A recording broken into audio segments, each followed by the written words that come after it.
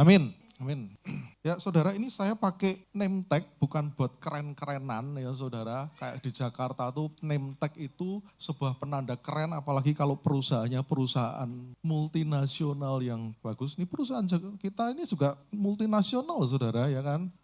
Tapi ini saudara kalau lihat ada ibu-ibu keren yang pakai seperti ini, hari ini ada Mbak Ari boleh berdiri sama Mbak Haryati. Mbak Haryati di mana? Ya, Mbak Haryati dipakai saya. Oh, nanti saya kembalikan. Nah, saudara, kalau saudara lihat ibu-ibu ini, artinya, nah ini tulisannya seperti ini, tim doa. Berarti mereka siap mendoakan saudara sebelum ibadah atau sesudah ibadah. Ada QR code-nya, saudara bisa scan isi kebutuhan doa, bisa didoakan kapan saja. Tapi mereka ibu-ibu ini berdua siap mendoakan saudara setiap hari Minggu sebelum dan sesudah ibadah. Jadi saudara manfaatkan ini, kesempatan ini supaya semua kebutuhan doa saudara boleh didoakan. Makasih Mbak Aryati dan Mbak Ari. Ya, hari ini kita akan berbicara mengenai a new start, sebuah awal yang baru. Sekarang tanggal 5 Januari dan saya senang saudara, awal ini saudara memulai tahun ini bersama dengan Tuhan. 5 Januari hawanya dingin, enaknya memang narik selimut tidur, tapi saudara memilih untuk datang ke gereja beribadah. Luar biasa ya. Kita akan baca Matius 5 ayat 17. Ini pengajaran Tuhan Yesus kepada murid-muridnya di awal-awal pelayanannya sesudah dia dibaptis, kemudian dia di padang gurun untuk dicobai oleh iblis. Sesudah itu dia mulai berkeliling dan mengajar. Dia mengajar seperti ini, janganlah menyangka bahwa aku datang untuk meniadakan hukum Taurat atau kitab para nabi. Ya, hukum Taurat itu adalah Kejadian, Keluaran, Imamat, Bilangan, Ulangan. 5 kitab pertama dalam perjanjian lama itu disebut Torah atau Taurat. Kitab para nabi saudara sudah tahu, Yehezkiel, kemudian Yesaya, Daniel dan lain sebagainya. Aku datang bukan untuk meniadakannya, kata Tuhan Yesus, melainkan untuk menggenapinya. Karena sesungguhnya aku berkata kepadamu, selama belum lenyap langit dan bumi ini, satu huruf terkecil atau satu titik pun tidak akan lenyap dari hukum Taurat sebelum semuanya terjadi. Ayat 19, karena itu siapa yang meniadakan salah satu perintah hukum Taurat, sekalipun yang paling kecil, ya ada satu perintah dalam hukum Taurat saudara, Ulangan 22 kalau saudara baca, tentang bagaimana kalau kamu melihat di pohon itu ada seekor induk burung sedang mengerami telurnya dan anak-anaknya, kamu jangan ambil semuanya. Paling enggak kamu sisakan, lepaskan induknya. Katanya begitu. Itu buat orang Yahudi itu salah satu hukum yang terkecil begitu. Dan mengajarkannya demikian kepada orang lain, ia akan diberi tempat yang paling rendah di dalam kerajaan surga. Tapi siapa yang melakukan dan mengajarkannya, ia akan diberi tempat yang tinggi di dalam kerajaan surga. Ayat yang terakhir, aku berkata kepadamu, jika hidupmu tidak lebih benar daripada ahli-ahli Taurat dan orang-orang Farisi, sesungguhnya kamu tidak akan masuk ke dalam kerajaan surga. Nah saudara, bangsa Yahudi pada masa Yesus ada di dunia 2000 tahun yang lalu adalah masyarakat yang sangat-sangat agamis.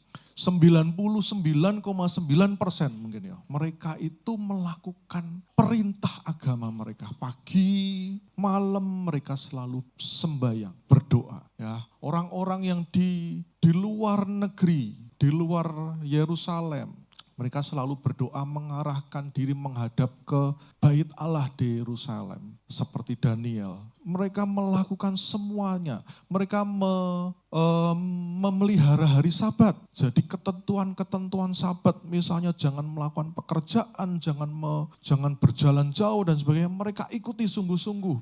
Mereka setiap Sabat selalu ke sinagoge, ke rumah ibadah mereka. Kalau anak laki-laki lahir umur 8 hari disunat, mereka lakukan semuanya. Semua petunjuk itu dan mereka menghubungkan setiap hari mereka, keseharian mereka, pengalaman-pengalaman mereka dengan agama mereka. Kayak orang Indonesia zaman sekarang ya saudara. Kalau ada salah satu orang hari ini viral gitu di berita di mana-mana, search keyword pencarian yang paling pertama biasanya ini agamanya apa gitu. Kalau ada seseorang yang terkenal begitu, mulai naik daun pasti dicari ini agamanya apa gitu. Saudara baru ketik namanya langsung di belakangnya muncul agama. Ini agama begitu. Kalau ada unggahan-unggahan, postingan-postingan tentang sebuah peristiwa, sebuah kejadian, pengalaman seseorang, biasanya komen-komennya katakan kalau di dalam agamaku diajarkan begini, harusnya begini menurut kitab ini dan sebagainya. Nah itu orang-orang Yahudi pada masa itu tuh orang seperti itu saudara. Sejak kecil seorang anak itu akan diajarkan kitab Taurat. Ketika mereka mulai bisa ngomong, kata-kata pertama yang diajarkan adalah Ulangan 6 ayat 4. Syahadatnya orang Yahudi. Dengarlah hai orang Israel, Tuhan itu Allah kita, Tuhan itu Esa. Ya, tak tunjukkan, kemarin saya nemu sebuah video yang menarik sekali saudara. Saudara nggak akan menyangka, nah ini Ulangan 6 ayat 4, dengarlah hai orang Israel, Tuhan Allah kita itu Esa. Ini sebuah kalimat yang selalu diucapkan orang Yahudi di rumah mereka ketika mereka berdoa, di rumah ibadah mereka ketika mereka beribadah, pasti dimulai dengan seperti ini. Ya. Dan mengucapkannya itu seperti ini saudara. Shema.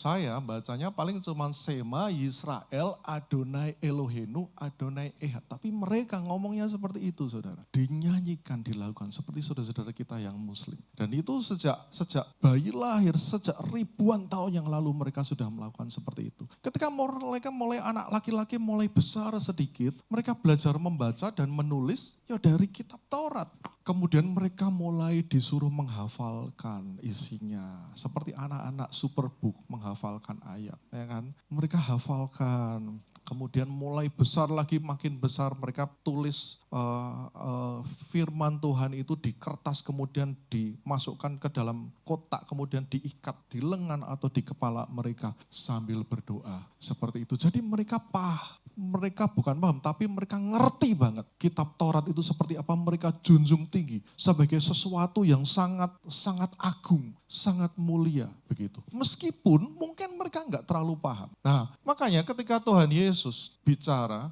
nggak bisa balik. Oke. Tuhan Yesus katakan, jangan kamu menyangka ketika aku datang ke sini itu untuk meniadakan semua hukum Taurat begitu. Itu mereka oke, ya setuju. Tapi ketika mereka melihat loh, Tuhan Yesus kok dari Sabat juga menyembuhkan orang, kok Tuhan Yesus juga hari Sabat juga membiarkan murid-muridnya mungkin makan sesuatu, memetik gandum dan sebagainya. Tapi Tuhan Yesus tegaskan bahwa aku tuh nggak meniadakan itu. Bahkan aku katakan kalau orang meniadakan hukum yang paling sederhana sekalipun seperti saya bilang, mengambil induk burung dengan telur-telurnya, dengan anak-anaknya dari sarangnya dan mengajarkannya demikian, dia akan menjadi orang yang paling kecil dalam kerajaan surga. Begitu. Nah, kemudian dia melanjutkan bahwa aku berkata kepadamu kalau kebenaran hidupmu itu enggak lebih baik dari orang-orang Farisi dan ahli-ahli Taurat, kamu enggak akan masuk kerajaan Allah. Mereka kaget. Kenapa? Saudara, orang Farisi itu adalah salah satu, ada paling enggak 3 kelompok di sana, di dalam masyarakat Yahudi, orang Farisi, orang Saduki, dan ahli Taurat. Ya. Orang Farisi ini adalah kelompok yang paling banyak di sana. Tingkatan sosialnya lebih tinggi dari orang-orang biasa. Ya, mereka itu orang-orang yang mempelajari kitab Taurat sungguh-sungguh dan setiap hukum itu mereka menerapkannya dalam kehidupan sehari-hari mereka. Hukum-hukum yang paling sederhana pun mereka lakukan. Kemudian ada orang Saduki yang tingkatannya mungkin paling tinggi di antara mereka. Karena orang-orang Saduki ini adalah imam-imam dan juga orang-orang kaya, bangsawan-bangsawan. Tapi saudara, orang Saduki ini berbeda dengan orang Farisi. Karena orang Saduki ini tidak percaya bahwa sesudah kita hidup di sini ada kehidupan sesudah kematian. Orang Saduki ini enggak percaya malaikat. Mereka enggak percaya bahwa roh-roh jahat itu ada. Mereka fokusnya pokoknya hidup di dunia ini. Jadi buat mereka, kalau kamu melakukan hal yang baik, kamu akan mendapatkan keberuntungan di hidup ini. Kalau kamu hidupmu jahat, kamu akan mendapatkan hal-hal yang tidak menguntungkan dalam hidup ini. Seperti karma, saudara, buat mereka. Soal hidup sesudah mati, wes nanti saja. Yang penting nama kita itu masih diingat oleh anak-anak kita buat mereka. Tapi berbeda dengan orang Farisi, mereka percaya kebangkitan, mereka percaya malaikat dan lain sebagainya. Dan yang ketiga, ahli-ahli Taurat. Orang-orang yang memang tugasnya menyalin kitab suci. Karena belum ada mesin cetak pada waktu itu, jadi harus ditulis tangan. Dan tidak boleh ada kesalahan. Makanya kita yakin sekarang bahwa Alkitab yang kita terima sekarang ini, meskipun itu dulu sudah saklinan yang kesekian, itu adalah sama dengan naskah aslinya. Dan bukan hanya menyalin, ahli-ahli Taurat ini juga menjadi orang-orang yang menafsirkan hukum-hukum Taurat itu. Mungkin ada perintah-perintah yang enggak terlalu jelas. Mereka lah yang menafsirkan. Jadi ketika ada orang punya masalah, biasanya mereka bawa ke pengadilan. Tapi tidak semua hal itu bisa diputuskan oleh pengadilan, karena pengadilan di bawah pemerintahan Romawi. Jadi mereka bawa itu ke mahkamah agama. Di sana ada ahli-ahli Taurat, ada orang-orang Saduki yang bisa memutuskan, oke, berdasarkan ayat ini kamu harusnya begini, hukumannya harusnya seperti ini. Nah itulah ahli-ahli Taurat berperan di situ. Nah sayangnya orang-orang Farisi ini ketika mereka melakukan segala perintah itu hanya sekedar melakukan tok gitu loh. Bukan keluar dari hati, tapi mereka melakukannya dari sesuatu yang eksternal yang biar kelihatan tok. Tuhan Yesus dengan berani menegur mereka. Orang-orang Farisi itu, ahli-ahli Taurat itu seneng. Kalau di tempat umum mereka berdiri berdoa. Di sini orang gak ada ya berdiri berdoa di tempat umum. Tapi mereka seneng. Di tengah keramaian mereka sembahyang. Supaya dianggap suci. Supaya dianggap sebagai orang-orang yang saleh. Mereka seneng kalau duduk diundang ke pernikahan, duduk di paling depan. Ya, supaya mereka dianggap sebagai orang yang penting. Mereka senang untuk mencari perhatian. Ketika berpuasa kelihatan mukanya murung. Sehingga orang kagum dengan wajahnya. Wah ini berpuasa, jangan ganggu. Ya, jangan makan di depan orang itu, kamu bisa berdosa. Dia sedang berpuasa, jangan membuat dia batal puasa. Tapi Tuhan menunjukkan bahwa semuanya itu hanya luarnya tok. Nah makanya Tuhan bilang, kalau hidupmu itu enggak lebih benar dari mereka, kamu enggak akan masuk kerajaan surga. Itu sebetulnya sebuah perkataan yang bikin shock mereka. Karena selama ini orang-orang hidup berpikir, aku tuh enggak mungkin bisa kudus, saleh seperti orang Farisi. Seperti ahli-ahli Taurat itu enggak mungkin bisa lah. Kita orang-orang biasa, manusia biasa. Tapi Tuhan menyampaikan sebuah kata-kata yang buat mereka kaget. Kamu bahkan harus lebih dari orang-orang Farisi itu. Harus lebih dari ahli-ahli Taurat itu. Kalau enggak, kamu enggak akan masuk kerajaan surga. Nah saudara, kitab Taurat itu sebetulnya mengandung bukan hanya aturan-aturan yang semuanya sama harus diikuti. Tapi paling tidak ada 3 macam aturan. Yang pertama adalah hukum sipil, hukum yang mengatur hubungan antar manusia. Ya, coba kita bukalah Ulangan 24 ayat 10. Nah, 10 dan 11. Saya bacakan ya. Apabila engkau meminjamkan sesuatu kepada sesamamu, engkau tidak boleh masuk ke rumahnya untuk mengambil jaminan darinya. engkau harus berdiri di luar dan orang yang kau beri pinjaman itu harus membawa jaminan itu keluar kepadamu, saudara. Ini ngatur hubungan antara manusia. Kalau saudara minjemin duit ke orang, firman Tuhan bilang, kalau kamu minjemin uang ke orang, terus kamu minta jaminan dari dia, kamu jangan masuk ke orang itu, ke rumahnya dia, jaminanmu iki ya tak bawa diangkut keluar. Kamu harus nunggu di luar, biarkan dia ngambil jaminannya, serahkan ke kamu, begitu. Ini aturan yang saudara mungkin gak kebayang ada aturan seperti itu di hukum Taurat, tapi ada. Dan itu mengatur hubungan antar manusia. Nah tentu saja aturan-aturan seperti ini itu berlaku berdasarkan budaya kebiasaan pada masa itu. Dan budaya kebiasaan manusia itu berubah terus sepanjang waktu sehingga tidak semua aturan itu harus ditaati secara letterlek, secara harfiah. Tapi harus diambil prinsip-prinsipnya. Prinsip menghormati orang lain, mengasihi sesamamu, itu yang berlaku. Dan Tuhan Yesus menggenapinya. Dia tidak menggagalkan hukum itu. Yang kedua adalah hukum seremonial. Misalnya Imamat 1. Imamat 1 ayat 2 dan 3. Berbicaralah kepada orang Israel, ya, dari ayat 1 dulu. Tuhan memanggil Musa dan berfirman kepadanya dari dalam kemah pertemuan. Berbicaralah kepada orang Israel dan katakan pada mereka, apabila seseorang dari antaramu hendak mempersembahkan persembahan kepada Tuhan, haruslah persembahan yang kamu persembahkan itu berupa hewan, entah lembu atau kambing domba. Jika persembahannya merupakan korban bakaran dari lembu, haruslah ia mempersembahkan yang jantan dan tidak bercela. Ia harus membawanya ke pintu kemah pertemuan supaya Tuhan berkenan kepadanya. Lalu dan seterusnya dan seterusnya. Ini adalah hukum seremonial, hukum upacara, saudara. Dan ini digenapi Tuhan dengan memberikan dirinya sendiri sebagai korban persembahan itu, saudara. Nah yang terakhir adalah hukum moral. Hukum moral itu contohnya ya 10 perintah Tuhan. Ya, jangan ada ilah lain di hadapanmu. Jangan membuat patung dan menyembahnya. Hormatilah ayah ibumu. Kuduskanlah hari Sabat. Kemudian jangan mencuri, jangan berdusta dan lain sebagainya. Nah ini berlaku terus sampai sekarang dan Tuhan Yesus tidak pernah membatalkannya.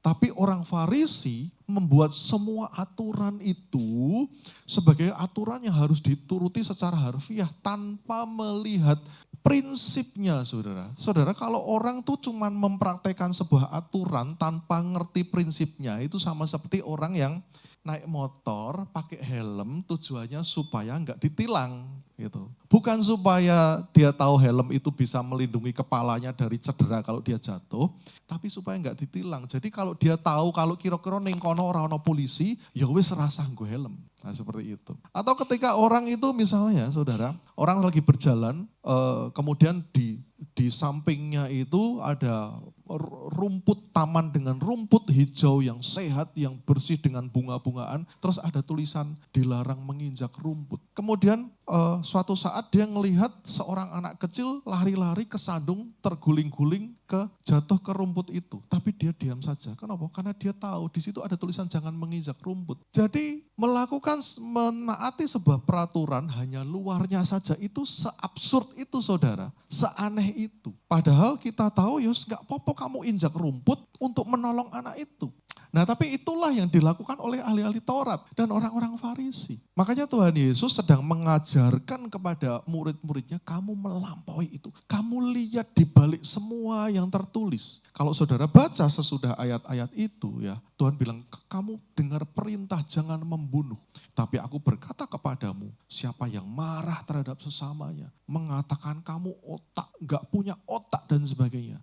Dia harus dimasukkan ke api yang menyala-nyala. Dia melihat bahwa gak cukup saudara itu tidak membunuh. Tapi saudara harus menghindari kebencian terhadap orang lain. Ayat 24 katakan, kalau kamu suatu hari datang kepada Tuhan mau mempersembahkan sesuatu di atas mezbah, kemudian kamu tiba-tiba ingat, ada orang yang sakit hati kepada kamu. Ya. Artinya kamu sudah melakukan sesuatu yang jahat kepada dia, sampai dia sakit hati, kamu tinggalkan dulu persembahanmu itu, pulang, berdamai dulu sama orang itu, minta maaf, kemudian baru balik lagi persembahkan mezbahmu. Tuhan berkali-kali katakan di perjanjian lama, persembahan dari orang yang jahat, aku nggak terima dari hati yang jahat. Jadi di balik perintah-perintah itu adalah nggak cukup saudara cuma datang memberikan korban persembahan kepada Tuhan. Nggak cukup saudara datang ke gereja menyembah memuliakan Tuhan kalau saudara masih jahat sama orang lain. Jadi lebih daripada itu saudara lakukan inti dari perintah itu. Saudara bukan hanya menghindari perzinaan, tetapi lebih daripada itu saudara harus setia sama pasanganmu. Itu perintah Tuhan. Saudara bukan hanya harus menghindari perceraian, tetapi lebih daripada itu engkau menghidupi komitmenmu terhadap pasanganmu. Lah itu yang Tuhan mau saudara. Jadi saudara tahun ini tahun yang baik, awal yang baik. Untuk kita memulai sesuatu yang baru, hidup dengan cara yang baru, hidup dengan cara yang berkenan pada Tuhan, bukan cuma luarnya tok. Ya saudara, jangan sampai saudara ada orang ngelihat, luarnya bagus, ternyata dalamnya seperti ini ya, bro ya. Itu Tuhan Yesus yang katakan kepada orang-orang Farisi, kalian ini seperti kuburan yang dicat putih, wah bersih. Tapi dalamnya penuh dengan tulang belulang yang busuk. Jangan sampai orang datang ke sini, saudara ngelihat, wow keren, bagus. Tapi setelah lama di sini, ternyata orang-orang di sini nggak beda dengan orang-orang lain. Ada permusuhan, ada kemunafikan. Jangan sampai seperti itu saudara. Hari ini Tuhan ingatkan saya dan saudara untuk luarnya baik, dalamnya juga baik. Lebih dari sekedar menunjukkan luarnya tok, saudara mulai dari dalam. Ketika dalammu saudara ngerti prinsip-prinsipnya firman Tuhan itu, saudara akan melihat bahwa semua hukum Taurat itu saudara akan ternyata kerjakan. Yang di luar yang kelihatan itu akan saudara sudah genapi. Ketika itu semuanya mulai dari hati, mulai dari dalam yang kuat, yang taat kepada Tuhan. Ya, saudara. Jadi hari ini momen yang paling tepat untuk kita bikin komitmen sama Tuhan. Tuhan, hidupku itu enggak cuman di luarnya tok, ya, tetapi aku mau dari dalam Tuhan ubahkan aku. Jadi orang-orang, jadi pribadi-pribadi yang sebagaimana yang Tuhan mau. Sehingga hidupku itu enggak cuman luar tok bikin wow, seperti ahli-ahli Farisi atau orang-orang Farisi atau ahli Taurat, tapi yang dari dalam. Orang ngelihat, deket pun merasa nyaman dengan saudara. Ya, yuk pemain musik ke depan. Saudara, satu minggu lalu saya baca berita di koran itu judulnya begini. Kepolisian RI ini butuh reformasi kultural, saudara. Kenapa? Karena beberapa kasus terakhir ini meminta uang dari pengunjung acara DWP, Jakarta Warehouse Project. Orang-orang Malaysia dimintain uang sampai 32 M. Sampai mereka menjerit di media sosial dan akhirnya 18 polisi disidang etik. Kemudian penembakan anak sekolah di Semarang, Gama. Kasus polisi nembak polisi hari ini pagi ini saudara, saya baca 11 orang polisi di Sulawesi diperiksa karena mengeroyok mahasiswa. Pengamat bilang kepolisian butuh reformasi struktural, reformasi kultural saudara. Enggak cuma satu dibenahi, tapi secara menyeluruh budayanya diubah. Nah tahun ini saudara, AFJF itu temanya adalah Alive in Culture. Ini harus diganti nih, Alive in Calling. Alive in Culture, menghidupi budaya yang baru. Nah budaya itu enggak cuma bicara tentang satu orang diubah. Aku punya resolusi besok jadi orang yang lebih baik. Aku punya resolusi turun berat badan, timbangannya jarumnya tetap di kiri gitu ya Mbak Ira. Bukan hanya satu orang, tetapi kultural ini bicara tentang komunitas, kebiasaan, nilai-nilai, gaya hidup bersama yang berubah, berbeda dari sebelum-sebelumnya. Kalau sebelum-sebelumnya kita menjalani sebagai sebuah gereja itu dengan cara yang biasa-biasa saja, enggak ada perubahan, saudara. Tahun ini harus berubah. Tahun ini saudara secara pribadi harus berubah. Makanya kita mulai gencarkan ini pemuritan. Saudara harus dimuridkan. Ngerti yang namanya firman Tuhan, kebenarannya seperti apa. Saudara nggak bertanya-tanya terus, kalau seperti ini boleh nggak ya? Kalau seperti ini artinya apa sih? Tapi saudara mengikuti bersama-sama, kita diubah. Budaya hidup kita itu menjadi budaya kerajaan Allah yang sesuai dengan yang Tuhan mau. Kebiasaan-kebiasaan sama-sama diubah. Kebiasaan-kebiasaan yang lama, yang saudara sudah lama ingin berubah. Ayo sama-sama kita. Kalau ada banyak teman, saudara makin berhasil. Ya. Jadi saudara, kita saling membangun, saling menguatkan, belajar bersama, memulai kebiasaan-kebiasaan baru, memulai budaya baru yang berbeda dari sebelumnya. Sehingga kita menjadi jemaat yang punya budaya kerajaan Allah yang tidak sama seperti sebelumnya. Sehingga kita di dalam menjangkau jiwa, menggenapi amanat agung Tuhan itu berjalan secara efektif. Dan kita menjalani hidup yang berkenan kepada Tuhan. Amin saudara. Kita masuk dalam perjamuan kudus. Kita berdoa, saudara kita berdiri, siapkan hati kita untuk masuk dalam perjamuan kudus.